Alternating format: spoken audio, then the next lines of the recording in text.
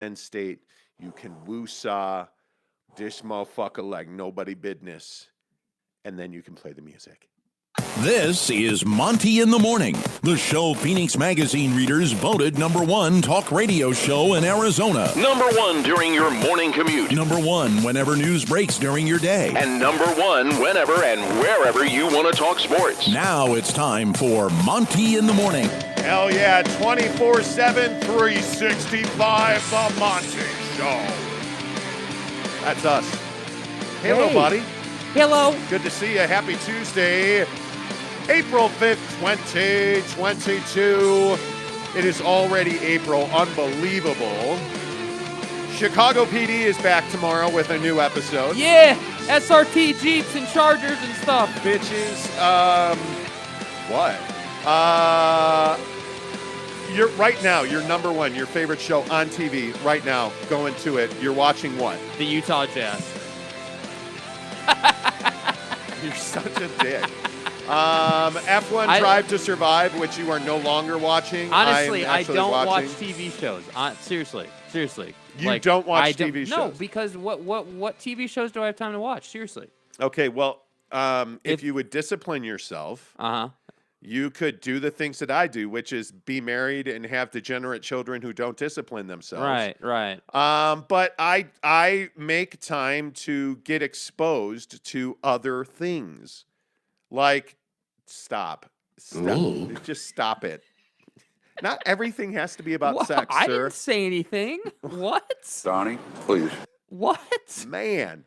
Anyway, I exposed myself to John Oliver in Last Week Tonight, which is to say I watched that nude. Did you watch, last night, did you watch anything besides basketball? Yes, I watched the first 10 minutes of the basketball game, flipped on Last Week Tonight with John Oliver, and then came back and watched the final 5 minutes of the first half and the entire second half. Okay. See, that's the difference. Yeah, but see, I watch things like the news. I watch things like news. Chicago PD, the news. I watch things like Chicago PD. I watch things like Drive to Survive. I watch things like Gold Rush on Friday night. I try to get other forms of entertainment so that I am a well-rounded motherfucker. You know what I'm saying? Yeah, wow, yep. That's why we have great affiliate links in the description below, both on this podcast and on the YouTube machine. If you're watching on YouTube, make sure you click the description. Check out our affiliate links. All of our, like yesterday, I was having a conversation with a couple of dudes about the vitamins that I take every day. People are like, hey, you're such a fat ass. No, one guy asked me, I actually got a compliment yesterday, if you can believe it, on Instagram DMs. A guy who shall remain nameless because he asked to be so. A boy has no name. Said to me, well, hey, I've noticed you've lost a bunch of weight. What are you doing? And so we were talking about it. And I said, by the way, I also think that you have to take like your plant sterol supplements and your CoQ10s. Those are in the affiliate links. I found the greatest tool to wash glasses and cups because I use a ton of these little Blender dudes right bottles. Here. Blender bottles, and they can be difficult to clean. But there's a little tool that you put on your sink. What? I'm an overhand guy. Anyway, there's a tool you put on your sink, you know. So that's in the affiliate link below. And by the way, we are giving away a PlayStation 5 on this very program. All you have to do is like and subscribe. By the way, did you get any DMs about the shirts yesterday? Nope. Not a single one yesterday. Nope. Like 10 of you MFers asked me, well, hey, how do I buy a shirt? I want that casual shirt. And I'll check again. Let me check again real quick. Because all you have to do is DM Jake, SLC Supercars on Twitter, Instagram, and TikTok. And yes, 3 people also yesterday said, hey, man, you promised us like 2 months ago you were going to have stickers. You're right. I have totally dropped the ball. We said we were going to get stickers, and we haven't done it, so we might do that as well. And then again, I ain't got requests, man. And then again, we might not. So, yes, if you want to buy a T-shirt, it gets you 5-to-1 entries. That's totally up to you. I think we're down to like 10 or 15 shirts left. So hook it up. DM Jake at SLC Supercars. All right, let's talk about the Utah Jazz because the Memphis Grizzlies are in town tonight. And as we titled this show, I'm a firm believer that this Utah Jazz team is at a crossroads. And when I say that, what I mean is it's now or never for this club. And I don't think they're falling out of the top 6. I don't think they're going into the play-in tournament, but that's just me. But what this Memphis Grizzlies team represents is a mirror into which the Jazz see who they should be versus who they are. Because when you look at the Memphis Grizzlies, they're young, they're aggressive, they're athletic, they shoot the three, they run the floor, and they play tenacious defense. Isn't that what we all thought this Utah Jazz team was going to turn into? But yet they haven't, because they haven't done well in free agency and they haven't drafted well. So, Jake, am I off on that? Do you believe that this Memphis Grizzlies team is who the Utah Jazz would love to be? Yeah, I mean, I definitely think they would love to be in a similar situation to Memphis. I think that, if we, as they say in The Dark Knight, if we wind the clocks back a year and we look at that postseason series last year in round one where the Jazz played the Grizzlies, a lot of Jazz fans are like, oh, well, this should be a gimme. And, we had that Don Ankle situation. That Don Ankle yeah, situation. Where Don was like, hey, I can play. And the Jazz staff was like, no, you can't play. And then Don ended up playing. And it turns out he shouldn't have played. They go through that whole thing. And a lot of fans were like, hey, we're way better than Memphis is, even though at the time you were pretty even. And now it's kind of like the roles have reversed. Memphis is way better than you are. And tonight will be very interesting to see because my firm belief is tonight this will be a pretty close game, but Memphis wins it. They edge out the Jazz, in my opinion. I just think they have more quality. They're a better team. They're playing better basketball, more importantly, right now. So I do think Memphis wins the game, but I think that's not really the point of tonight's game. The point of tonight's game is to see what this Jazz team can put out on the floor. Because what did we get yesterday out of the local media and the storylines and the usual suspects who report on the Jazz, as you all know and love them? Well, what we get is Jordan Clarkson saying that the team met and got off their chest what was bothering them and holding them down. And basically they, the vibes are good again, as Joe Ingles would say, right?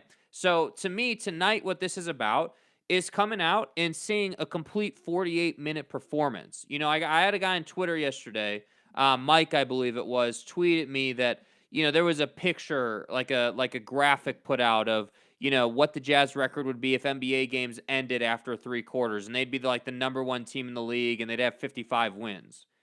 And that's all fine and dandy, and I understand why people put that out, but my point is they don't end after 3 quarters, and it is a 48-minute game, and you do have to put together a complete performance. So that's what I'm looking for tonight. Even if you lose by 5, let's say, I want a complete, consistent performance, front to back, coast to coast. That's what I'm looking for tonight. I want less turnovers. I want more movement of the basketball. And I don't want movement of the basketball and the pick and roll to disappear when you get adversity against the Grizzlies. That's what I'm looking for tonight. I'm not even looking for a win or a loss. A win would be nice, definitely. But I want this team to come out and execute. Because you're 100% right. This team is at a crossroads right now, which is to say you're either gonna fold, you're gonna go out in the first round, and it's gonna be an embarrassing thing for your squad, or you're going to fight like hell and you'll make it through to the second round and you'll probably get eliminated in the second round, but at least it'll feel a little better.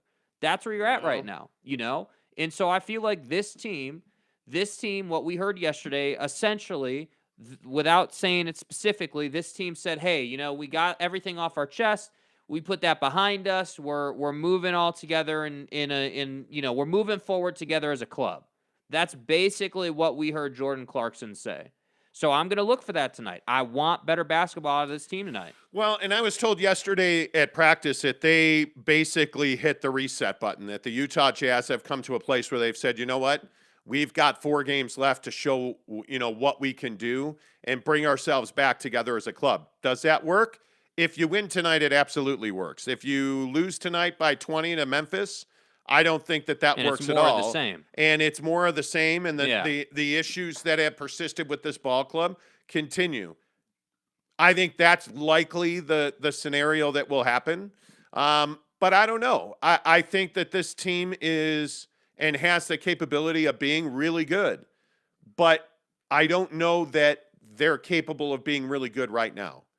I think that they don't believe in each other. I think they don't like each other.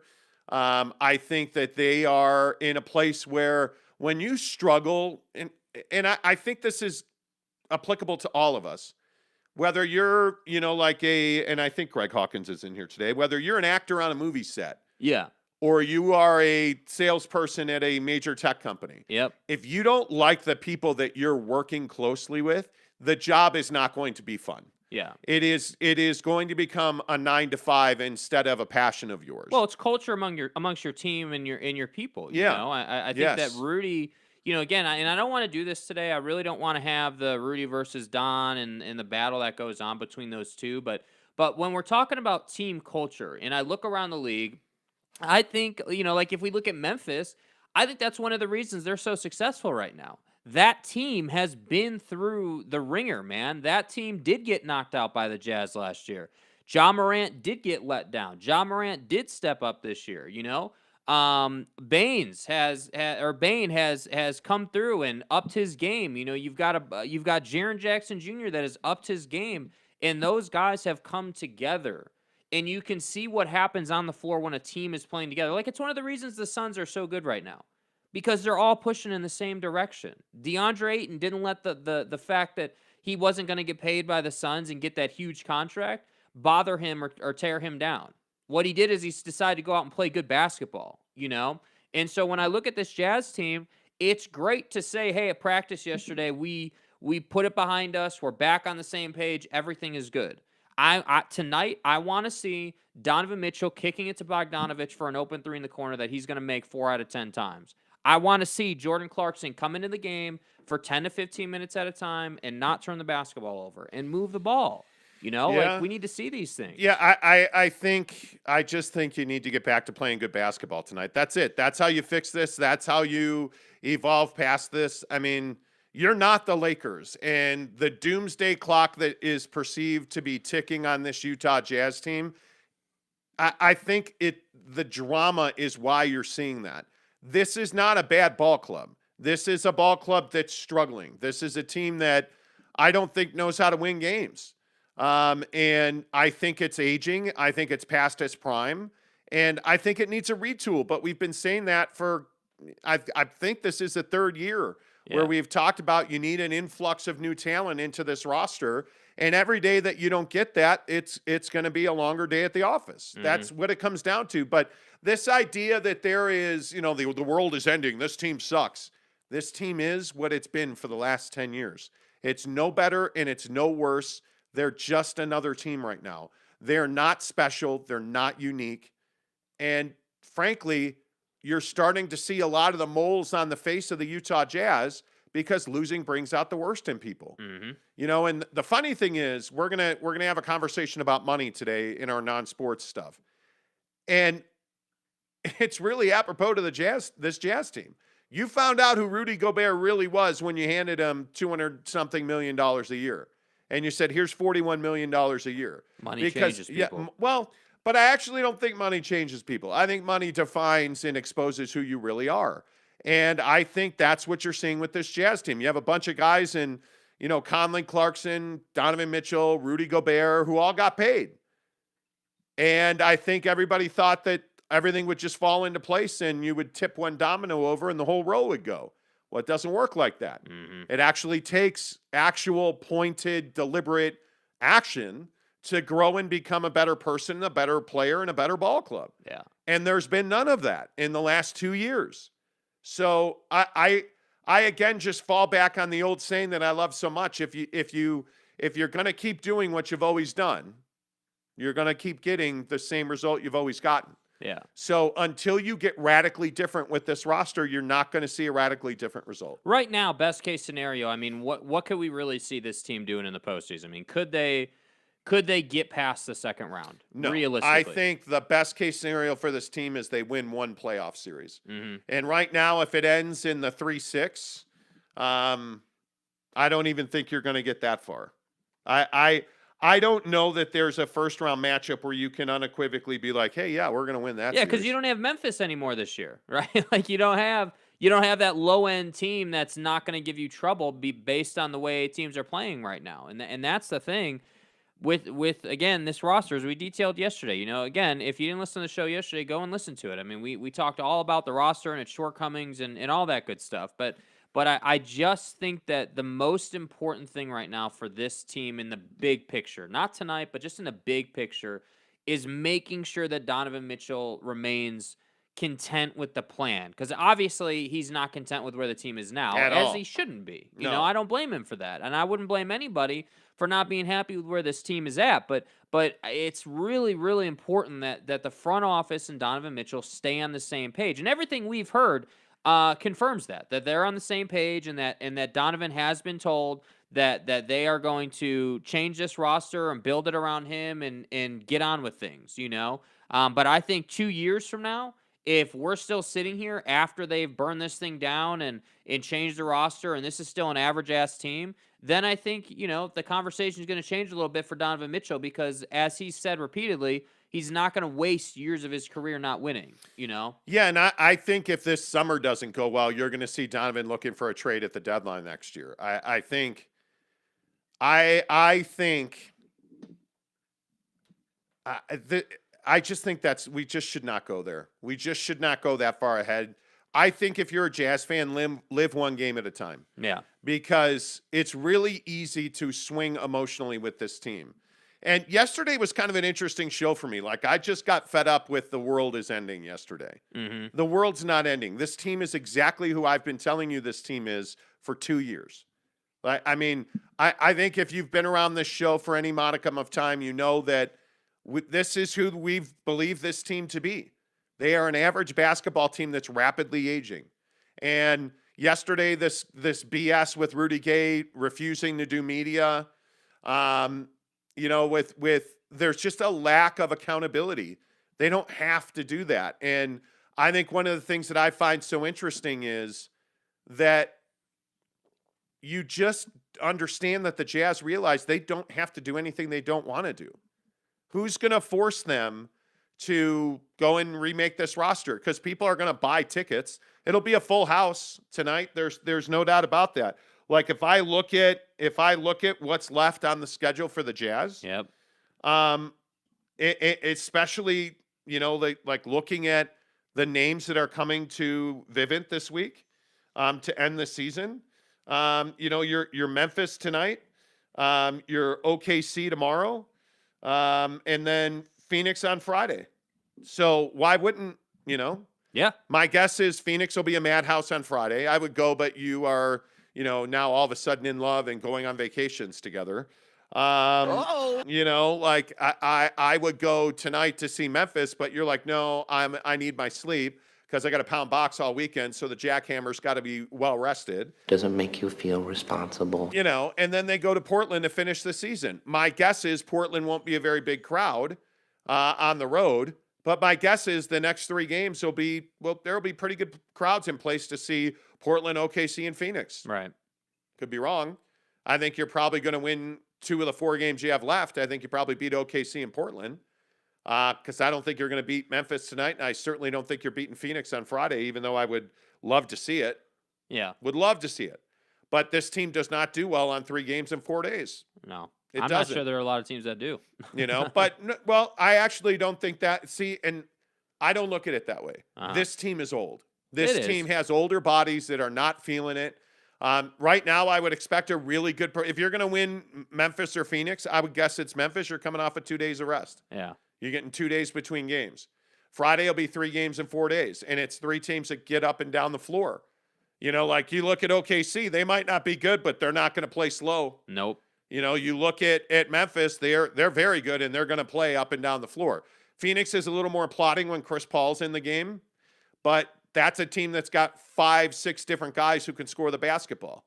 So Yeah. this is a very difficult stretch, and That's why I say I know that you're a firm believer they won't follow the plan, but I'm No. telling you, it's not over yet. It ain't over yet. And I know that for them to fall, it requires the Timberwolves to win games, but hey, that team's capable.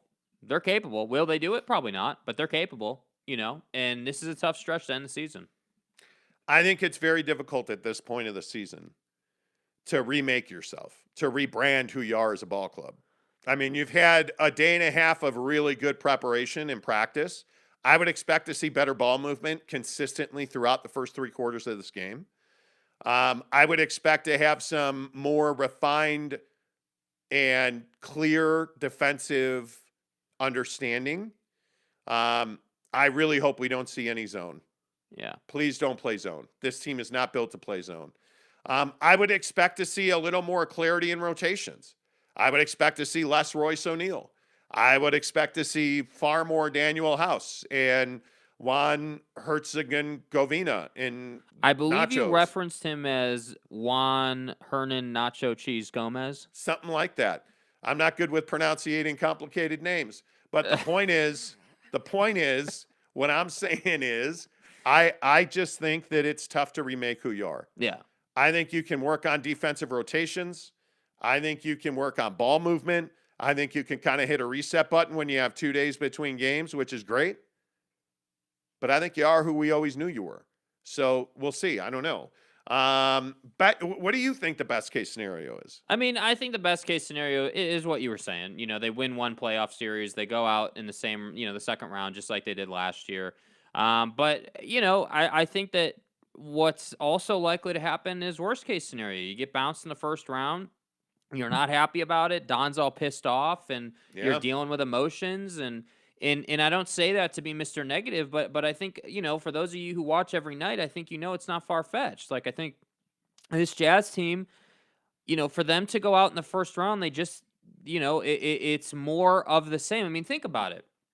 Right now, is it Dallas right now who they'd be playing, or who is it? No, right they'd be now? playing Golden State. They'd be playing Golden State. So, Golden State, you're not going to beat Golden State at their place. I just can't believe that would ever take place with where this Jazz team is at. The only question is, how long can you hold them off at the Viv? That's the question. I mean, can you win both of your home games to lengthen the series? Their speed and athleticism is terrifying. Yeah. I mean, that honest to goodness, when we talk about Golden State, that is one very fast team. Like Jordan Poole's playing out of his mind. All of this is without Steph Curry, by the way, who, even if he comes back, if you see him in the first round, he's going to be a rusty Steph Curry, I would imagine. He's still going to score 20-something points a game. And you look at the way Klay Thompson was able to operate. I would expect, by the way, one of the things I would expect to see tonight is a lot of Memphis pick and roll and switching and matchups. I'd expect Rudy Gobert to be a far more voracious defender on the three-point ball off the pick and roll from the opponent. His defense on the perimeter will be better tonight. I would be stunned if it was not, because one of the things that I know that they did is they watched an extensive amount of film on how to defend the pick and roll with Rudy Gobert, because that's where they have been getting really beaten. It's not that Rudy's been singled up and guys are blowing by him, or they're getting beaten lately in the last month of this season when teams isolate Rudy into a pick and roll and he does not defend the three, whether it's Christian Wood in Houston, Jordan Poole and Klay Thompson at Golden State the other night. Like, you're just watching teams pick and roll Rudy Gobert to death. And, it'll also be interesting to see who plays for Memphis tonight. Does Jaren Jackson Jr. play tonight? John Morant's not going to play tonight.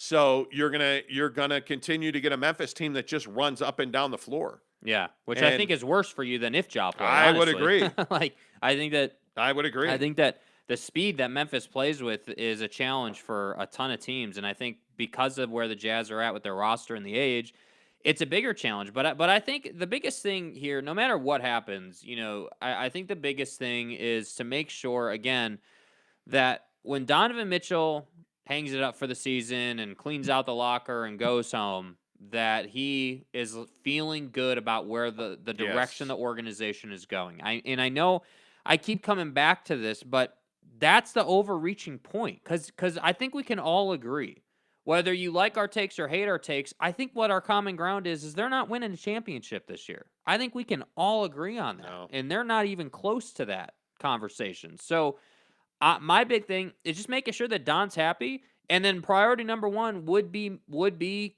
getting aggressive with the Rudy contract and putting a 3-team trade together, preferably sending him to the Eastern Conference. Yeah, and I still maintain, I was talking to a guy yesterday, and I still maintain it's Toronto. Toronto's the best fit for Rudy Gobert. I mean, you're not trading him to Dallas. That's just, there is in no world does that make sense that you would trade Rudy Gobert to Dallas. I think it's probably Washington's probably dead at this point.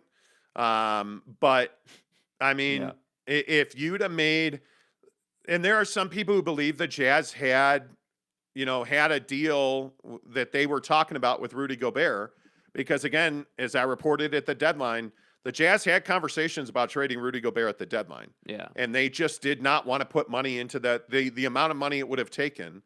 But you essentially had a Pascal Siakam, Montrezl Harrell, Rudy Gobert.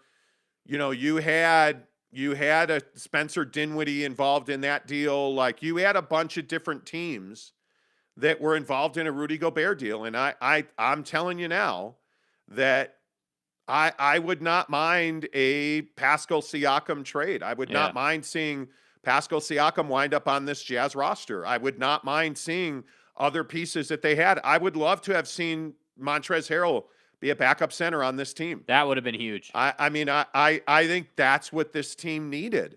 And they didn't do that deal. And I'm glad the Jazz didn't make a major deal at the deadline, because you're going to get more value and you're going to, exert more leverage in the summer trading window than you are at the deadline, when people view you as a fish out of water. Yeah. Where you're desperate and you're trying to get fed. And I think that's why it was smart not to make a move.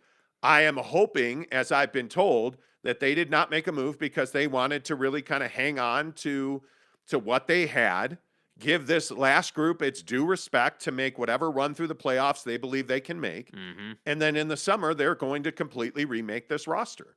And I think and again, I will just be redundant and say, I think it's Toronto. Toronto has shown interest in Rudy Gobert. Toronto has made no qualms that they are willing to make a significant alteration to their club, to get focused on defense again.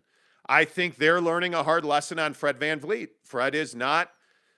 Fred's a really good player, but he's not a guy you want to have the ball in his hand with the game on the line. 4A player, dude. He is a 4A player. And I think they realize that they're probably not good defensively. I mean, if I look at where they are right now, they're in the 6th spot at 45-33. They're much like the Jazz. They're a good team that's not great. Yeah. They're a good team that's going to be a sacrificial lamb. Likely for I think Milwaukee is 3rd right now. The 3-6 would be Milwaukee and Toronto. That's rough. I mean, that's a really rough matchup. Yeah. And those, the top 4 teams in the East are set. And I think if you look at Toronto, their single biggest issue is that they give up too many points. I think they're only +3 right now, 2.5 points on the plus minus. Yeah. And if you look at that loss to the Heat the other night, which again, because I have no life, I watched a good part of that. One of the things that was very clear is they struggle to defend elite players. And it's because you have a guy, in Birch that doesn't give you much in the middle. Yeah. And I think very clearly what they're looking for is to get a difference-making big that's not going to, in my opinion, hurt you and not going to stop the development of their young players. And I think that's Rudy Gobert. I think obviously he fits in well in the culture in Canada. He's French. That culture fits him very well. Now, the whole COVID vaccination thing is probably always going to be a sticking point. And by the way, can we stop saying that when Rudy touched all the microphones to kick off COVID, that's not why there's issues with Rudy Gobert. The coronavirus. Can we stop saying that? Yeah. It's tired, bro. It's 2 years old. Yeah. It's not the issue. The issue is that you have guys that just aren't a good fit. Donovan Mitchell's not going to pass the ball to Rudy Gobert. He's not. So they don't like playing together. They don't. And again, I'll just reiterate, somebody, one of my Jazz guys yesterday said, well, why do you keep saying that they hate each other? I've never said that Rudy Gobert and Donovan Mitchell hate each other. I have never said that. What I've said is they're like guys you go into the office, and everybody who works in an office will understand this. There's some people you like, and there's some people you coexist with. Hey, Steve. And that's about the extent of it. It's, hey, Rudy. That's about the extent of it. They don't hate each other. They're not friends. They don't hang out. They don't play vids together. They don't go out to dinner together. They show up and they're in the same locker room. That is what it is. Yeah. And there's nothing wrong with that. But I look at what Rudy's fit is, and I'm just guessing that Scotty Barnes is not going to be traded by the Toronto Raptors. That'd be shocking to me. Yeah. But there's two names on that roster that make a lot of sense. Gary Trent Jr. and Pascal Siakam are absolutely two guys that you would value highly on this team. And to me, if you can get a third team involved and they have a Montrezl Harrell, which Washington did, it makes a lot of sense to put that money together, send Rudy out, send a draft pick out, send a secondary player like Bojan Bogdanovic, send him out, and let Pascal Siakam play in the Bojan Bogdanovic role. How much better is this team if Pascal Siakam is there instead of Bojan Bogdanovic? That's a lot more length, I can tell you that. It's a lot more athletic ability, it's a lot more defense, and it's a lot more dynamic and diversity in the offense. Yeah. That's a guy that can get his own shot, right? So it just makes more sense. Dallas, to this day, has made zero sense to me. I've asked 1,000 people about it, and not one person is like, oh, yeah, Dallas makes a lot of sense. Here's why. Yeah, you're not trading to Dallas, dude. Because one, the money doesn't work. You would need, I think if you were moving Rudy Gobert to Dallas, it's not going to be for Luka Doncic. So many Jazz fans are like, oh, we'd take Luka. They're not giving up Luka Doncic.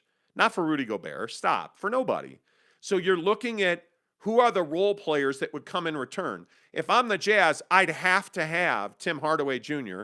I'd have to have one of their longer bigs. Powell. So probably a Dwight Powell. Yeah. And then I'd have to have Dorian Finney-Smith. Are you going to give up those three guys for Rudy Gobert and $12 to $15 million in cash, plus a first-round pick, and then you got to go find a third? It doesn't make sense. Yeah. It's like a 7-player deal with 3 teams, and it doesn't make a lot of sense to me because you're not going to go get like a Toronto to be involved in a Dallas-Utah deal because like that doesn't make any sense for Toronto because then Rudy winds up in Dallas, and what does Toronto get? You have to think through things logically. Yeah. Because again, I'm just going to stick to what I've repeatedly heard. The Jazz are not going to trade Donovan Mitchell. The Jazz are going to rebuild this team around him. They are going to add athletic guys on the wing, and they're going to trade Rudy Gobert. And I will stand by that, and I will continue to say, yeah, I believe Toronto is a front runner to get Rudy Gobert. I've been saying it for weeks and months. I think that's the logical fit. Let's see. Brandon Whiteside says Rudy to Atlanta for Collins and picks. I like John Collins, but he is a guy that is limited. There's a reason that a young team like Atlanta is willing to trade their young big. There's a reason. But he can play faster. He can do some things for you. He's a better fit depending on what you put around him. John Collins is not a guy you go looking for. John Collins is a guy that you're okay having on your roster if Pascal Siakam is there, if Gary Trent is there, if Tim Hardaway Jr. is there. Yeah. He's not the guy you're like, oh man, if we can get him, that's not to me that's I'm not trading Rudy Gobert for John Collins in picks. That doesn't. And by the way, nobody's giving you picks for Rudy Gobert.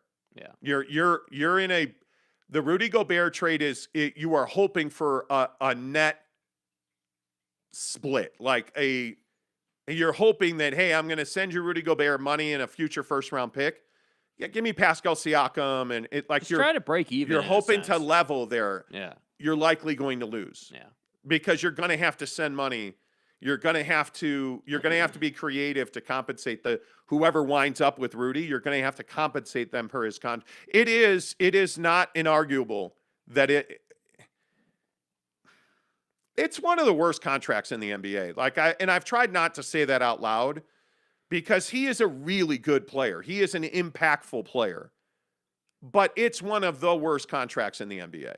It's untenable to have it on your cap if you're a championship contender, and it's untenable to have it on your cap if you're trying to rebuild. Yeah. And they had aspirations of one, and now they're the other. And that means they're trying to rebuild. And it's just, man, it's really tough. It's rough. Because you'd love to send him to a rebuilder like an OKC, an Orlando. But the problem is Orlando is a throw-in team. They're not a primary team.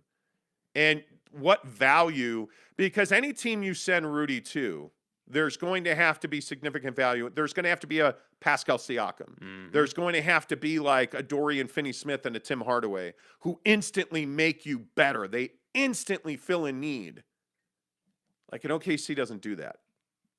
And, you know, like you're not like their best player. I don't know who their best player probably is. Like, you know, SGA is probably not, they're not trading him. Or Giddey is pretty good.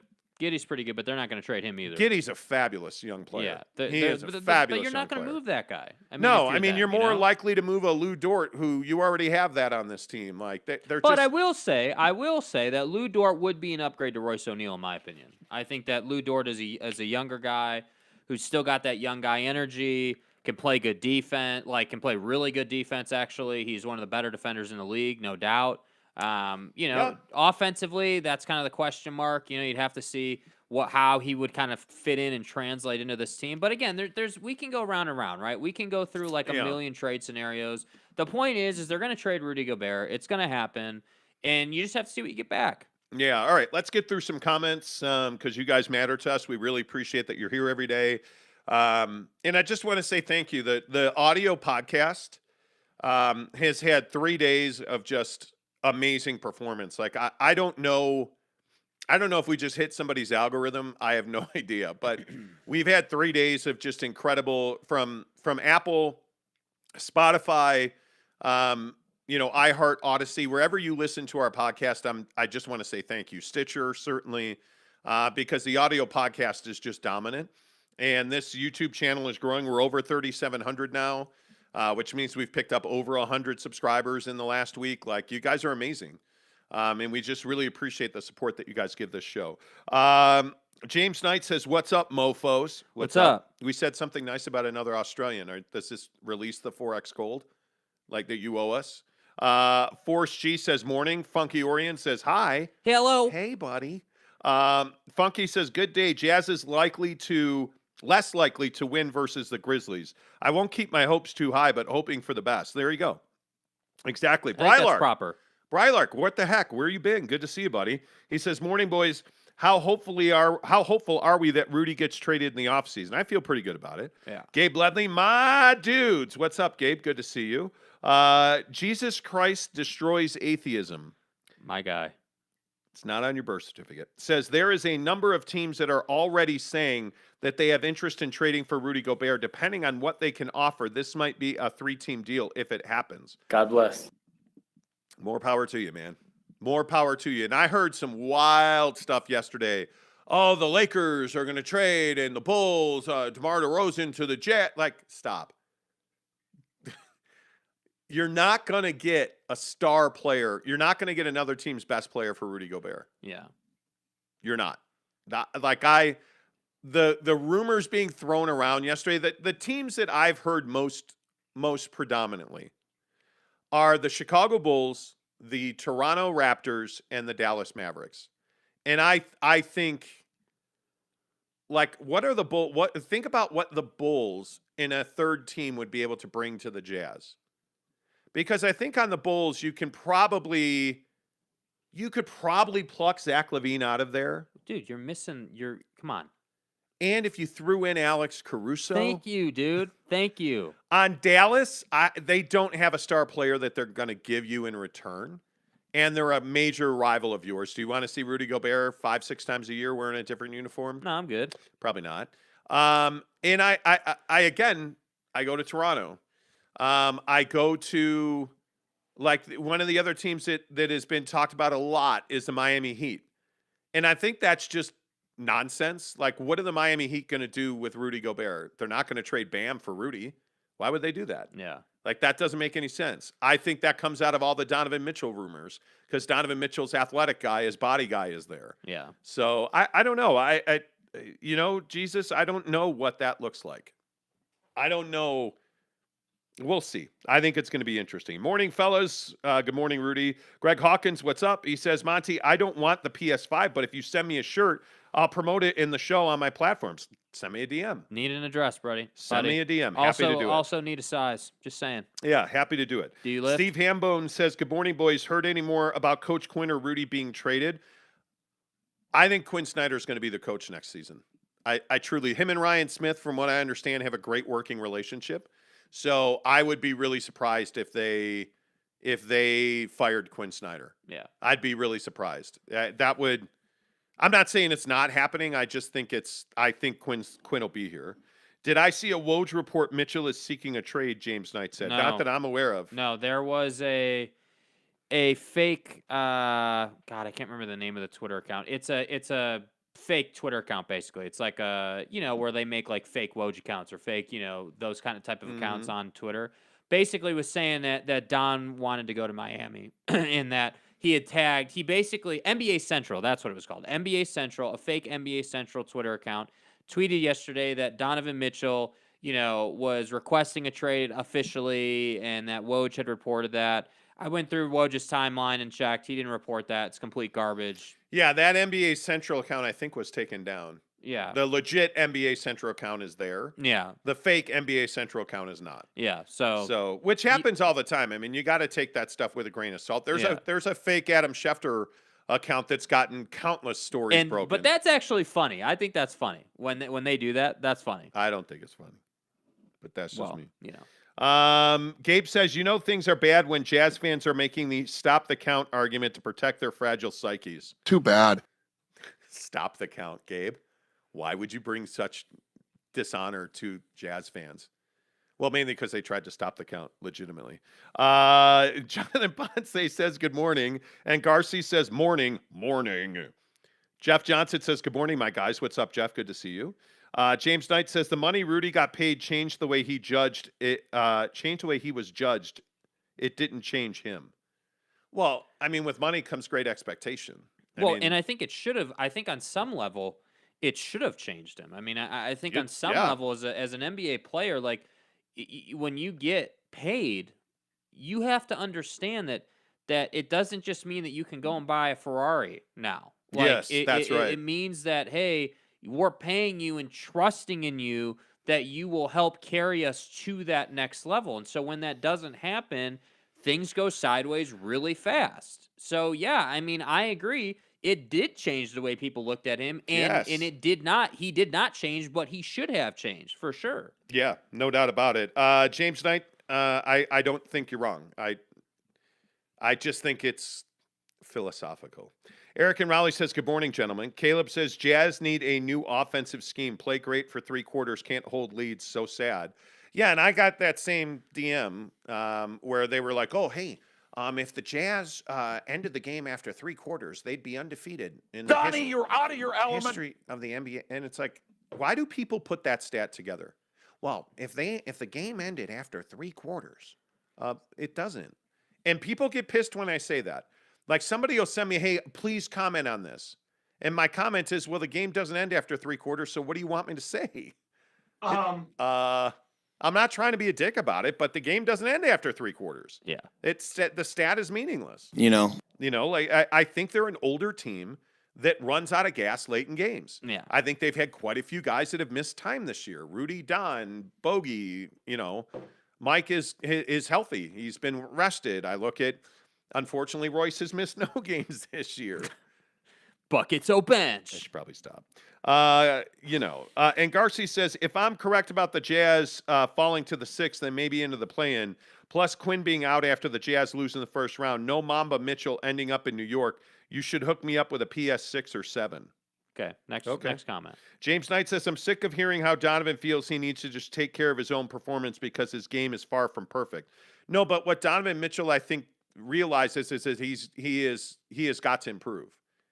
The one thing you can never question about Donovan Mitchell is, A, I think he's very self-aware, and B, I think he realizes that he has got to add to his repertoire. Yeah. He knows that and you can see him trying to work that mid-range in more and more because it just is cash money in this league right now.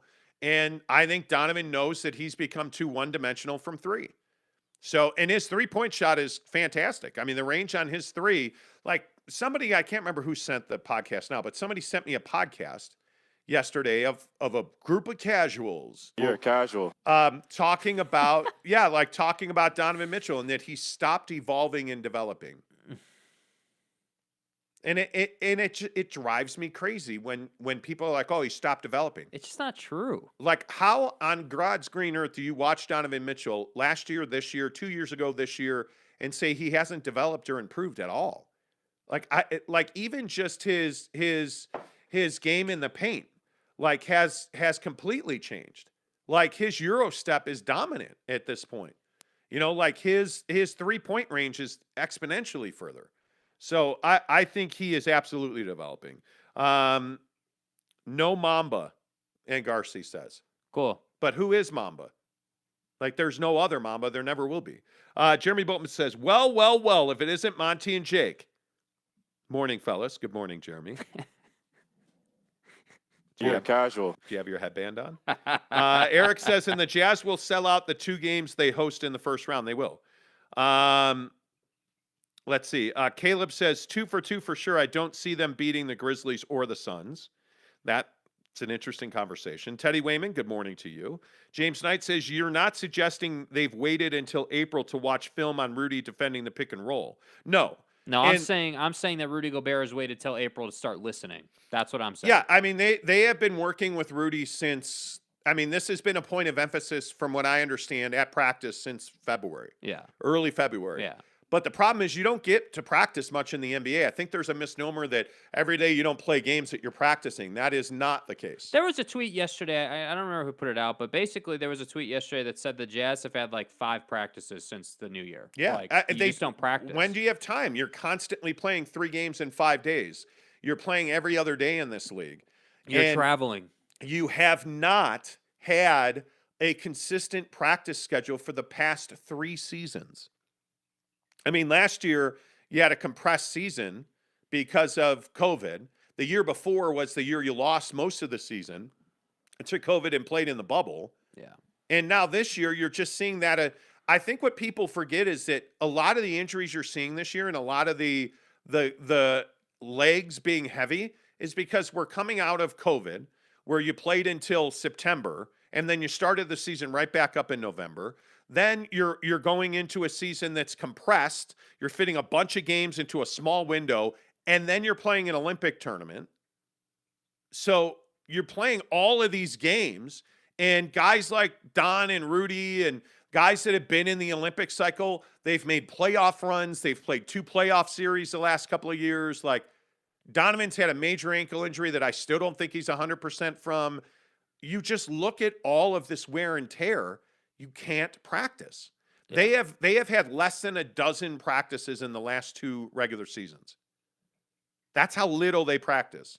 So if you are not self-developing and if you are not self-aware, you are not improving. And Rudy Gobert, for lack of a better phraseology, thinks his shit doesn't stink on defense. Rudy Gobert thinks he is the baddest defender in the world. And so when you say to him, hey man, you got to step up on the pick and roll, and he won't, what are you supposed to do with that? You're paying him $41 million a year. What are you supposed to do when your highest paid player by a lot won't step up on the pick and roll? What are you supposed to do with Rudy Gobert in Houston when he drop steps to the basket and leaves Christian Wood an uncontested look at a 3?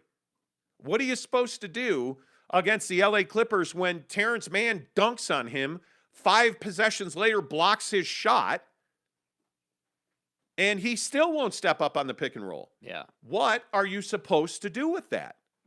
I don't know the answer to that. I don't know. I really don't know. And now a very difficult time in my life. Let's go. Get into it. My wife just walked in the room, and she is picking up my dog. Poor guy. Because he's going to have surgery. He is going to get that butthole cord out. Uh-oh. Well, they're going to remove moles. Goodbye, sir. Buddy. Yeah, here's the dog. Yeah. Give me kisses. Oh, here comes the kisses. Yep, kisses. All right, let me pass back and on. It's tough, man. Like, that's my OG dog. I've had that dog for 13 years, and he'll be good. He'll be good. He's going on 14 years old. He's got like a heart murmur. The thing that we're worried about is he has a little bit of a heart murmur. Uh-huh. And so we've delayed this surgery for my dog for 6 months.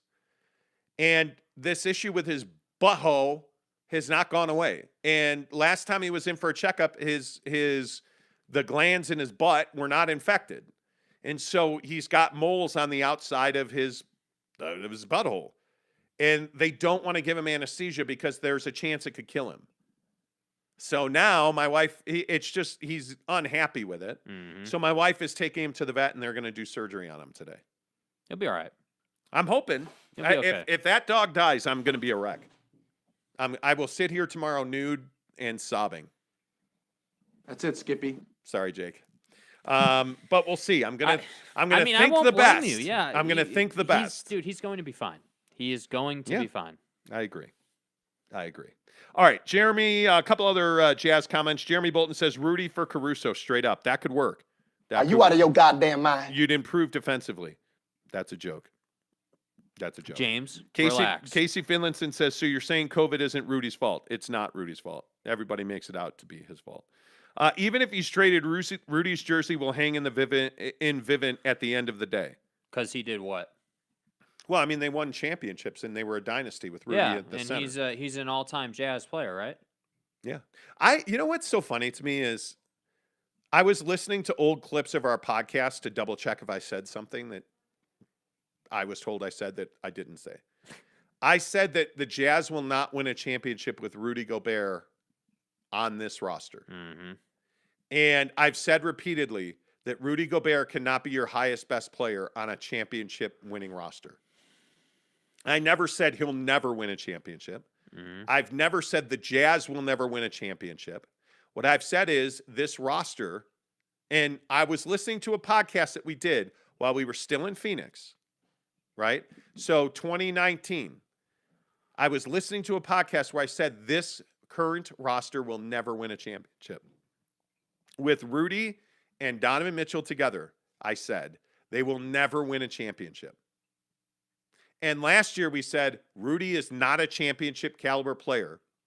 The day I went back and listened to almost the whole show the day he signed that contract. Yeah. And we said this contract will prevent them from winning a championship. And I think that's exactly what we're seeing. And so now what's amazing to me is so many people have come around to that opinion 2 years later. Fucking A. It's amazing how many people have turned ship and Yeah, I mean, we were known as the Rudy Gobert hate show. yeah. I mean, that's what people called us, and now everyone agrees. Caleb says Dallas doesn't have enough to offer, but I think Dallas has plenty to offer the Jazz. You're not trading him to Dallas, bro. Why would you, no matter Like- who they offered you or what they offered outside of, hey, you take Luka, we'll take Rudy. Okay, cool, I'm doing that. Other than that, I don't see a way that Rudy Gobert can end up on the Dallas Mavericks. Yeah.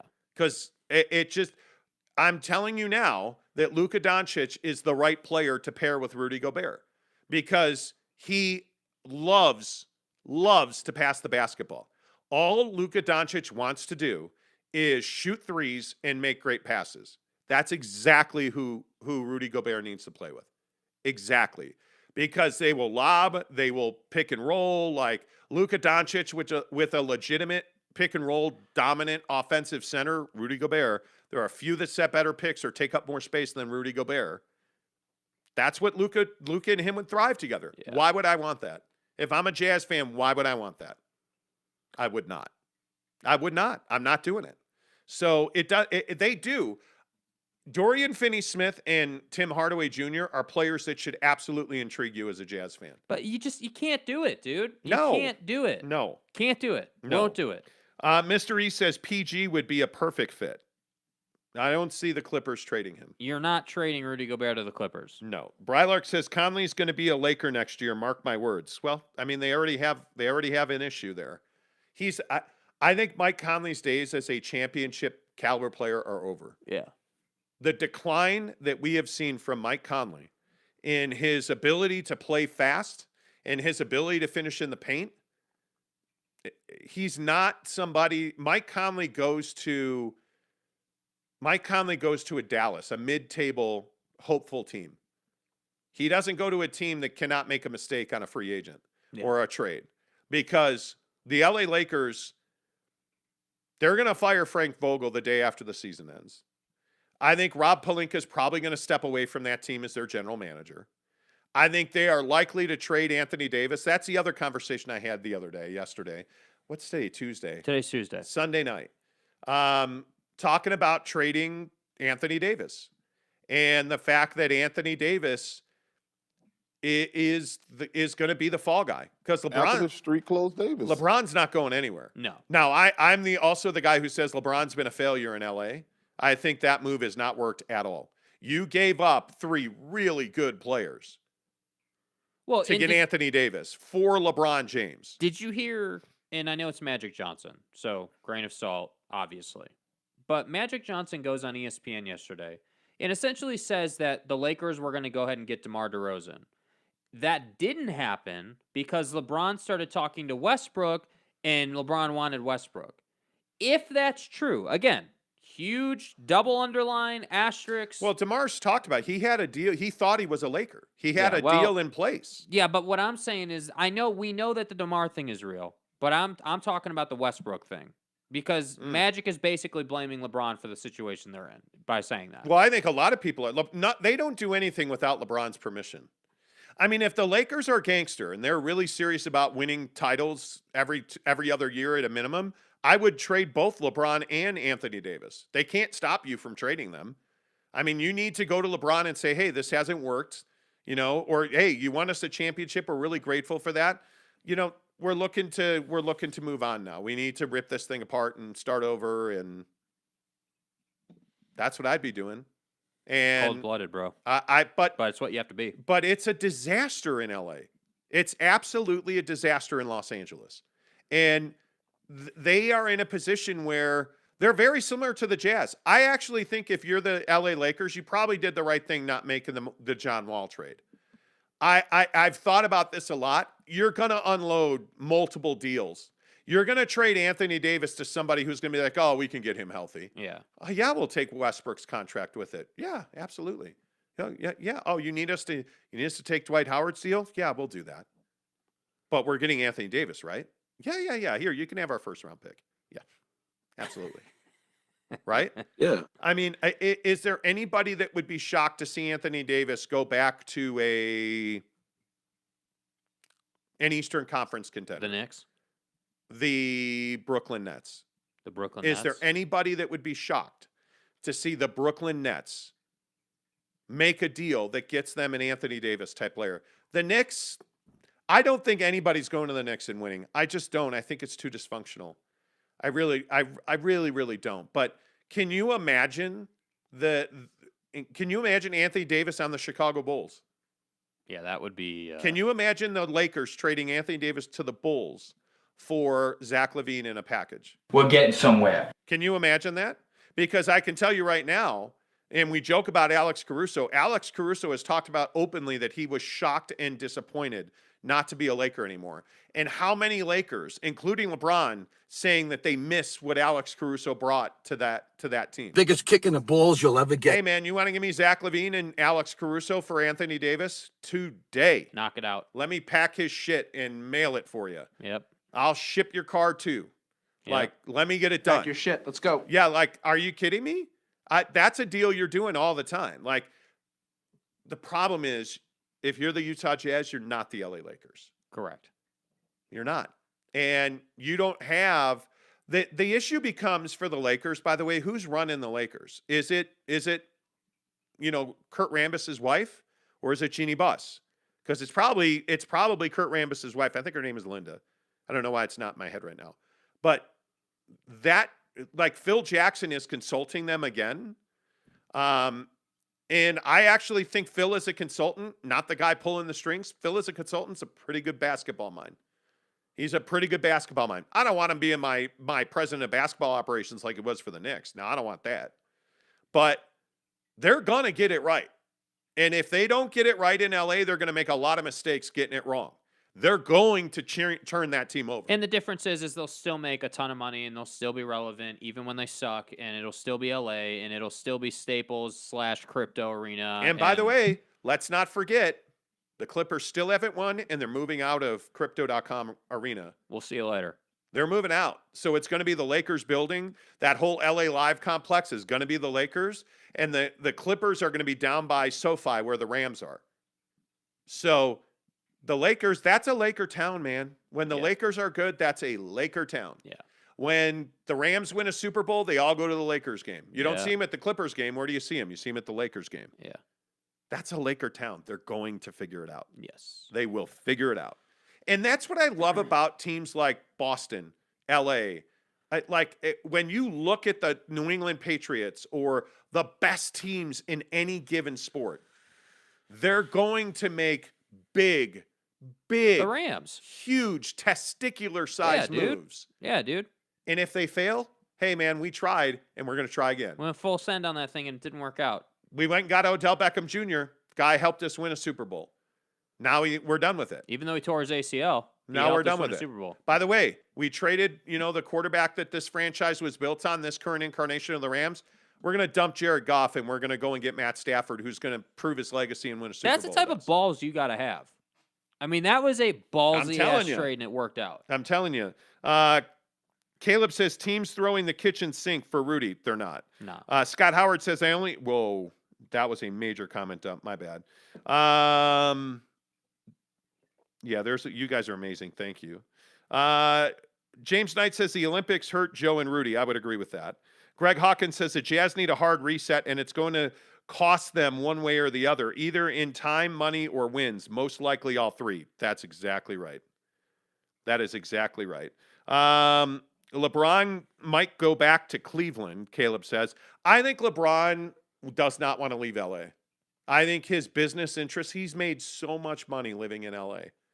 It's incredible. His real estate empire on its own, I think, is now rapidly approaching $1 billion. The stuff you don't know that LeBron does with his money, the guy just prints. I mean, LeBron James is an ATM machine. It's unreal, the money he's made living in LA. So I don't think he wants to leave LA. I really don't. I could see him being in a different uniform. I don't ever think he is a Clipper. Yeah. He's No too way. competitive for that. No way. I don't see that happening. Anthony Davis can't score too many points in street clothes. Water's wet, you know the rest, Monty. Yes. Yep. And Anthony Davis is hurt. Tanner After the Plummer street clothes, says, Davis. sorry, Jeremy, I would take Alex Caruso on the Jazz any day of the week. I think everybody would. Yeah. If we're being really serious about Alex Caruso, like he is twice as good as Royce O'Neal. Yeah. 2.5 times. Like his defensive instincts are what this Jazz team lack. Yep. The wrist injury really has derailed his season. Like I watch almost every Bulls game, and he is every night in pain with that wrist. Grayson Allen wrecked Alex Caruso's season. Like, he's just a hack. There's no doubt about that. I mean, and it's unfortunate. Thankfully, it's not a shooting wrist, but still, he is in constant pain. And the thing you see him struggling with is like accuracy of pass. The thing you see him struggling with is snatching a rebound because it's hard to clap that ball with an injured wrist. Like it's what you see with Don in the ankle or LeBron in the ankle. Like you just can see it's like, oh, Baycott last night for North Carolina with that ankle. Like you just know it's not right. But I think Alex Caruso had half a dozen teams that he could have ended up on. Yeah. And wound up on a really good Bulls team, that's not going to go much further than the Jazz. But that's a really good Bulls team that needs a retool because Zach LaVine and DeMar DeRozan are awkward together. Yeah. So we'll see how that goes. LOL, keep telling yourself that, Jeremy, as Jeremy says it's false. Hey, guys. Anyway, Riley O'Brien, what's up? At note, shout out to Matthew Stafford. Yeah, Okay. shout out to Matthew Stafford. Okay. I agree with that. Blizzard says, I don't like Rudy Gobert and Quinn Snyder. It's a get Quinn out of here and take Rudy with you situation. I think you're going to regret at some point, and maybe Quinn never wins a championship. I don't know. What I do know is Quinn Snyder is an elite head coach. Yeah. And I think the situation with Quinn and this Jazz team is you just need fresh talent. I don't think there's anybody that listens to this show or any Jazz fan who wouldn't agree that this team needs an influx of fresh talent. That's what is required here. Yes. So, Yes. all right, we're going to talk about money. Yeah, dude. All right, make sure you hit subscribe. Give us a thumbs up. If you're here watching the show, please give us a thumbs up right now. Want to shout out to Mikey. Mikey. Mikey. Mike. Michael says, hey, I heard you shout out somebody's dad the other day. You won't even shout me out. Now, it is true I've never asked you to shout me out, but I'm just trying to guilt trip you. Shout out Mikey and Jessica, who listen to the show every day driving down Bang Get Her. Bang Get Her. That's what made him DM us, is apparently he lives he lives down by, I don't know where, what city that would, Draper, I guess, where Bang Get Her and the 15 come together. Draper. That's Draper, right? Draper. So he lives down in Draper and drives Bang Get Her out to West Valley to go to work every day. Oh. And so his wife works for U Health, and he drops her off in West Valley and then goes on to work, and they listen every day on the show. Obama. The other thing they said is that they used to eat at that Freebird's World Burrito in West Valley, where young Jake used to work. Yes, off of Redwood there. Yes, and he talked about how good the queso was. Yes, I made it. I know. I know. So anyway, shout out to you, my man. Good to hear from you. Thank you for DMing. Thank you for listening. Drive safe. Yeah, we always shout people out. And Yeah. if you listen to the show while you're driving to work, when you're not driving, send me a message. Comment on YouTube. We'll shout you out. No worries. All right. So money has been an interesting conversation of late. And, you know, I talk about, if you follow me on TikTok and Instagram, you know I talk about business on a semi-regular basis. Right. And what's interesting is talking to people about money and what people think money's role in their life is. And I do make really good money. I am not rich, but I am certainly comfortable. I am absolutely a 1%er. Globally speaking, I have nothing to complain about. Right. And recently, we've really been trying to open our business, and it's been challenging. It has been challenging. And we talked about yesterday, we were trying to find a V6 Rubicon Jeep to renovate, and we haven't been able to find that. It's been difficult. We found one in Hartford, Connecticut yesterday. And so there's been some frustration with trying to just do things. Right. And so I was talking to some people about money yesterday, and this girl said to me, man, if I made the money you made, all my problems would be solved. And I said, so money's really what you think is what you're missing? Oh yeah, absolutely. And I'm like, well, what would you do? I asked this girl. I was like, okay, what would you do if you just made $100,000? She lives in San Diego, and she's making $2,900 a month living in San Diego. Now, granted, she's 24 years old. She's single. She lives in a studio apartment, Right. but her rent is $1,700. Uh-oh. Think about that. She doesn't have a car, and her boyfriend pays for most of what they do socially. He works for Carvana. Tell the boy to hook us up, man. Yeah, no, I'm good. But anyway, my point is, and the first thing this girl said is, well, I could travel the world. And it's like, okay, so the thing that you're waiting for to make money is to travel the world. And I just think sometimes our priorities are so messed up. Like, money does not change you. It exposes who you are. Money does not define you. It just basically puts a mirror in front of your face so that you can see what your definition is. Yeah, because you're enabled to do more things. Yes. And you're enabled to, money basically is a tool in your box, right? Like it's nothing different than a crescent wrench or a hammer, right? You can make small adjustments or you can pound people into submission depending on how much you've got. And the thing that really stands out to me is I think in this country, we overvalue wealth. We overvalue money. Just because you have money, doesn't mean you're going to be able to do whatever you want. I got news for you right now. Having money is great. Honest to goodness, I don't think about my mortgage. I don't think about my car payment. I don't worry about money. You know when I worry about money? When somebody's telling me I got to pay for air conditioning that's $30,000 to $45,000 on top of a building. That's when I think about money. I think about money when I'm trying to get an SBA loan and I have just enough, but not really enough to do. I probably have 75% of the money that I need. And that's when I think about money. And what you realize is that money is the ultimate truth teller.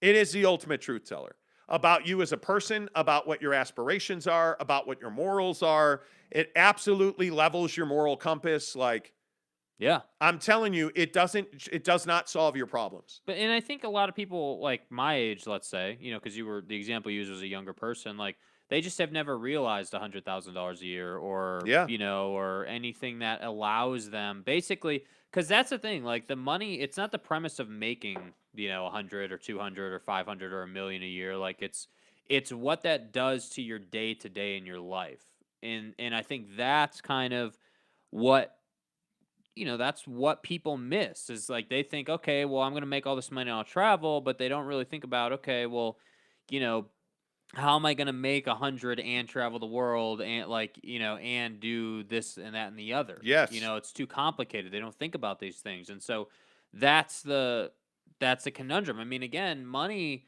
if you're in a place where you're making six figures a year, let's say, whatever that is, whether that's 100 or 500, money really is just a facilitator, right? And the only reason it's a facilitator is because our society has made it that way.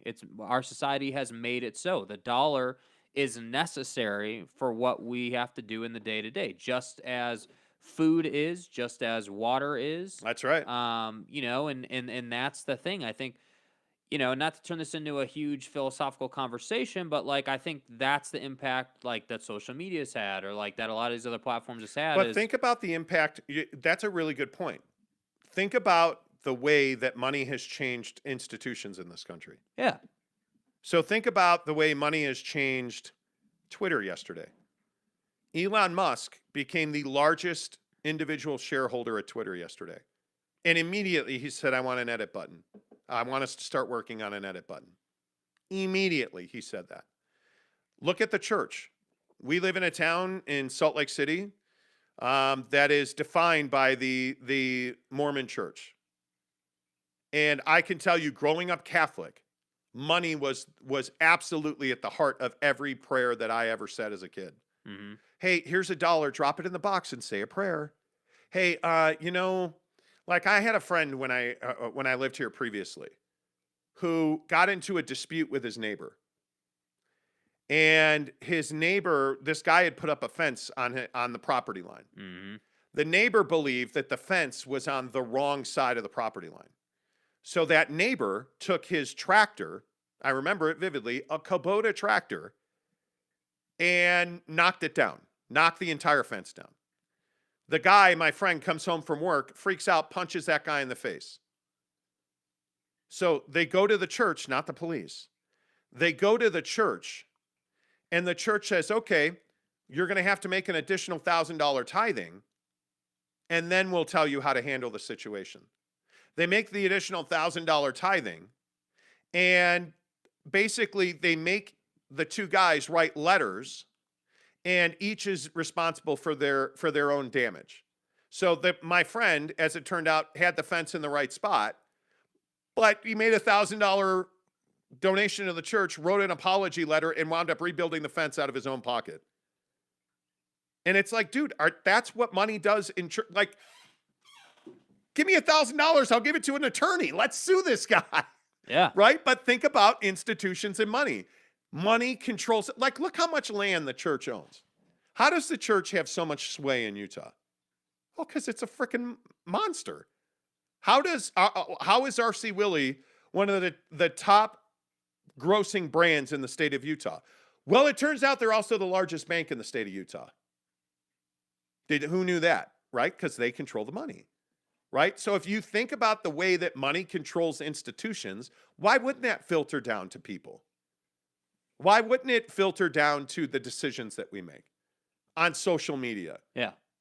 It absolutely does. It does. I mean, there's just no question about it. And I just think that, that I think for us on this show, money is, opening a restaurant, which we still intend on doing, in my opinion. That isn't, you don't open a business for the sake of making the money. Yes, you will make money, but it's for the freedom that it brings you in the day-to-day. It gives you your life back. And that's the thing that I think people at the core of this conversation don't think about. Yes. How many hours have I wasted sitting in a chair at a desk selling people product? How many hours? Right? Like a lot of hours, a lot of time, a lot of effort, a lot of energy. How much more productive could you be? How much more workout time? How much more passion How much time? more fun and enjoyment could you get out of your life if you didn't have to work your 9 to 5? Yeah. And that's what I tell a lot of people this at Yelp. Because if you want to, you can make bread at Yelp, dude. You can do Yelp for a long time and be really well off and never think twice. And I always tell people you're not at Yelp because you want to sell Yelp ads. You're at Yelp to facilitate what's next.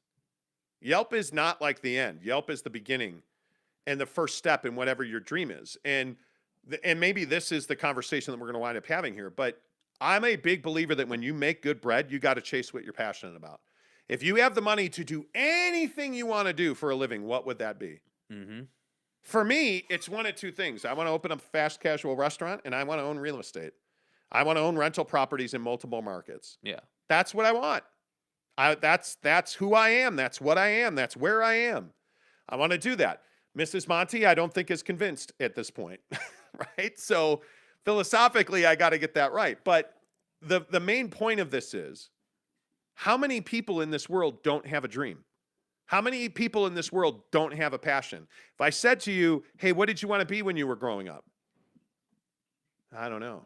Yeah, Hey, I think very few people know that answer anymore. I think that and it's crazy. Yeah, but I think that we're past that now. Like, honest to God, like, I think that we know too much now. As kids, we know too much now because of the cell phone. So, like, we're not thinking about, oh, well, I just want to be a cop. I want to be a firefighter. I want to be whatever. We don't get that opportunity anymore. We don't get to keep our innocence for 10 years anymore right out of the gate. We have a cell phone in our hand at 8 years old, and we know how to use it at 8 years old. Ooh, look at Greg Hawkins. Money doesn't make you happy, but a lack of money makes you miserable. My hot take is that we look for money more as an avoidance of suffering than a pursuit of pleasure. Agreed. Completely agreed. Yes, agree with that 100%. But the problem is, if you're only using your money to put more gifts under the Christmas tree, you're doing it wrong. Yeah. You're doing it wrong. Yeah. I'm a huge believer in the last 6 months, I've learned more about the tax code in this country than I ever knew. But I'm a huge believer in making the money is not the issue. Hear me clearly on this. This is really fucking important. It's cool you're making that money. How are you going about keeping that money? How are you doing that? There's a guy on TikTok who's famous for saying, hey, it's cool that you got the bag. Let's work on keeping the bag and growing the bag. Because we give so much money away. Yeah. We give it away. I give it away to Air Jordans, right? Well, not anymore. I've stopped doing that largely. But I want to make my money make me money. And I don't want to work to have to do that. I want to go and visit my properties. My ideal setup would be owning property in Maui, owning a property in Europe, and owning a property in New York City. Owning a condo in New York City that I can rent. In Maui that I can, Airbnb. And in Europe that I can Airbnb. Yeah.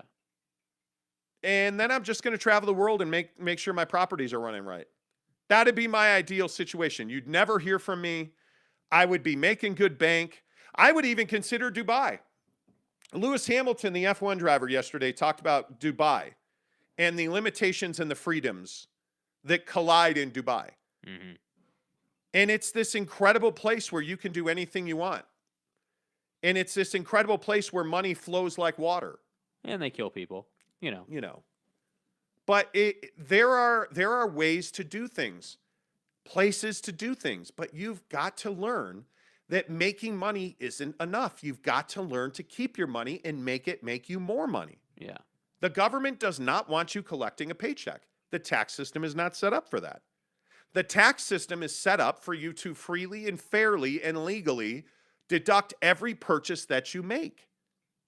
But there's 99% of people file a W-2 at H&R Block and think that's making money on your taxes.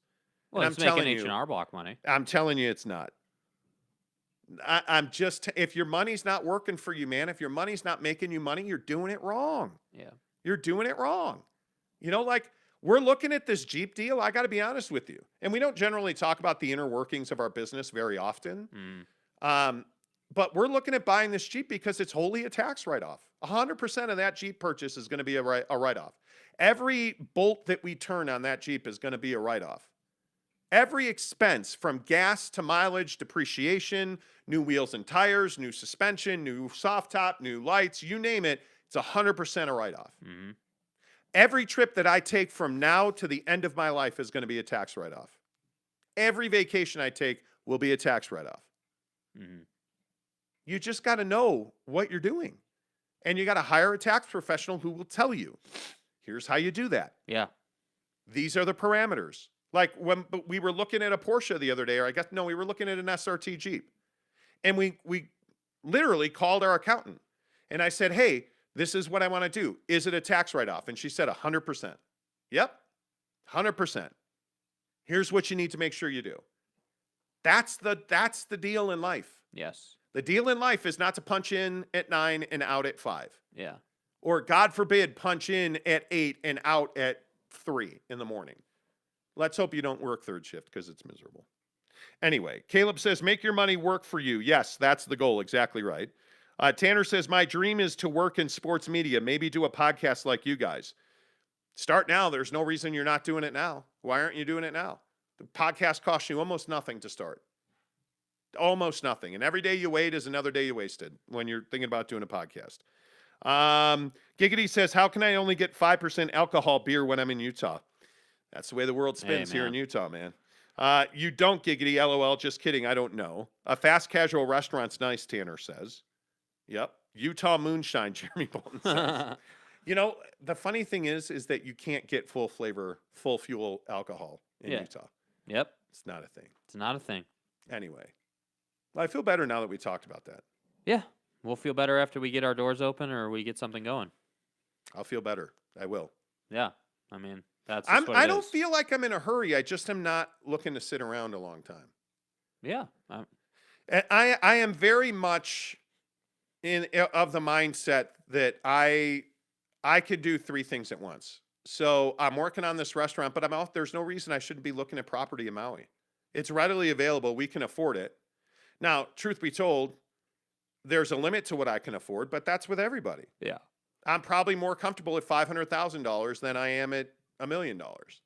But that's everybody. Yeah. Everybody's got limitations. Everybody. But if that $500,000 makes me $100,000, we were talking to a property owner that has a condo in Wailea in a COVID year where they lost 3 months of rentals to COVID in Hawaii.